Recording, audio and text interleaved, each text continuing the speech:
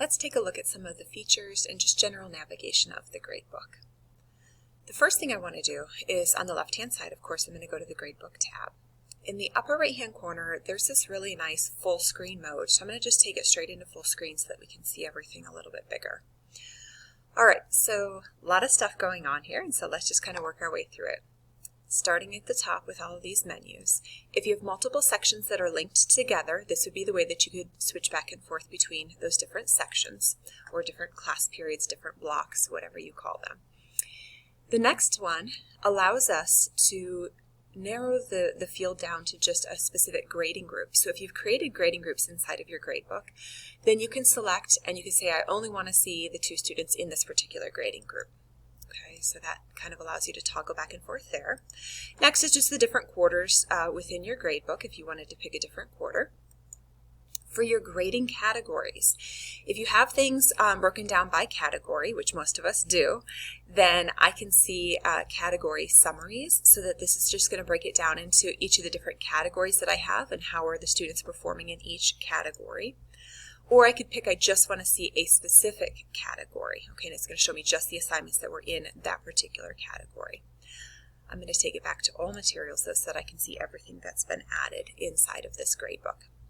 Next is just how you want to view your assignments, ascending or descending, and is it based upon due date or is it based upon the date that it was created.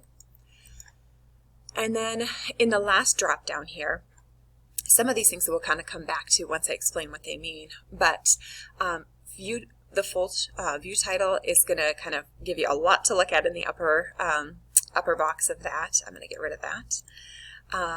The excused, incomplete, missing, etc. These things will kind of circle back to, but you can narrow it down to just see what needs graded. Okay, then you can narrow down to what's not been submitted, etc. Okay, and so that's your menus across the top. In addition, each assignment has menus as well inside of these 3 dots. Okay, so I am going to pick one that we can do a little bit with here. All right, so under spelling test, on any of the 3 dots, that vertical snowman or the ellipsis, whatever you want to call it, you'll always have the option to edit that particular assignment. So it's going to take you back into kind of the box that was created when you created the assignment or the assessment, whatever that it is, okay? I'm going to cancel out of that, so we can always edit straight from here. I don't have to go back to my materials page in order to edit it.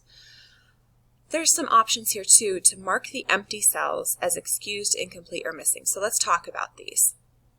Excused means that I do not ever need this student to make up this assignment. Maybe they were absent for an extended period of time, or for some reason you're excusing them from the assignment.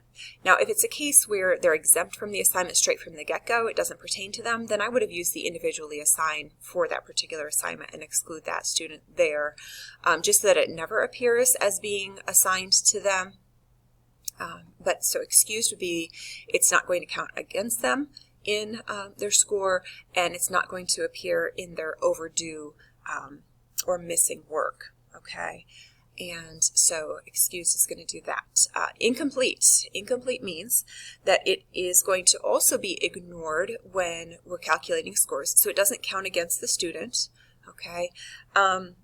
Incomplete is going to show up in the overdue notifications that get sent out to the student or to the parent, and so incomplete is kind of a way where people will be notified that this is something that you do need to turn in, but at the moment it's not counting against them.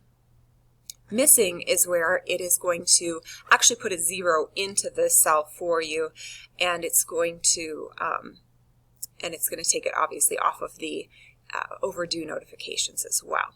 So I can, if I knew that all of the students who had empty cells in here, if I knew that they all had the same reason for it being missing, I can use the ellipsis here, okay, to do that. However, if I want to do it student by student, when you hover over this cell, I can either click into it to put a score, or you notice that there's a little flag here. If I click on the flag, I have the same choices. All right, so this student I know was absent for an extended period of time, so I'm going to mark them as excused. This student was incomplete, so they're going to get that overdue notification, but yet it did not affect their grade as of this moment, okay? And when I want to get rid of these and actually put a score in, if you click on it again and just uncheck it, it's going to go away, okay? I'm going to show you in this column, if I want to mark them all as excused, okay?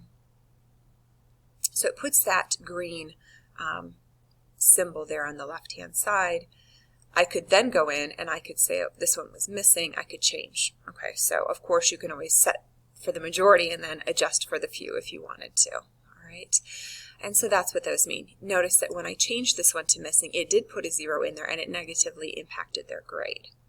Okay, so that's that. Another thing I wanted to show you is that inside of that ellipsis as well, in addition to marking them all as excused or incomplete or missing, if you have nothing in that column, as in this case here, nothing is in there, I do have the choice to set all grades. So in this case, I could set all grades with whatever score I want, and then of course go back in and adjust. Okay, and we've seen that feature before in our other grade books. All right, so let's go back to one that has multiple. Inside of here, I can view statistics on a particular assignment. And what this is going to do is this is going to show me just, the general statistics to help me give an idea as to how well my students are performing, or if there's, something that I need to maybe take a look at.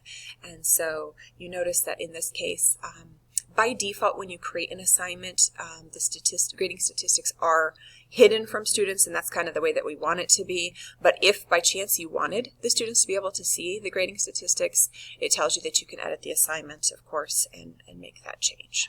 Okay, so I'm going to close out of that box.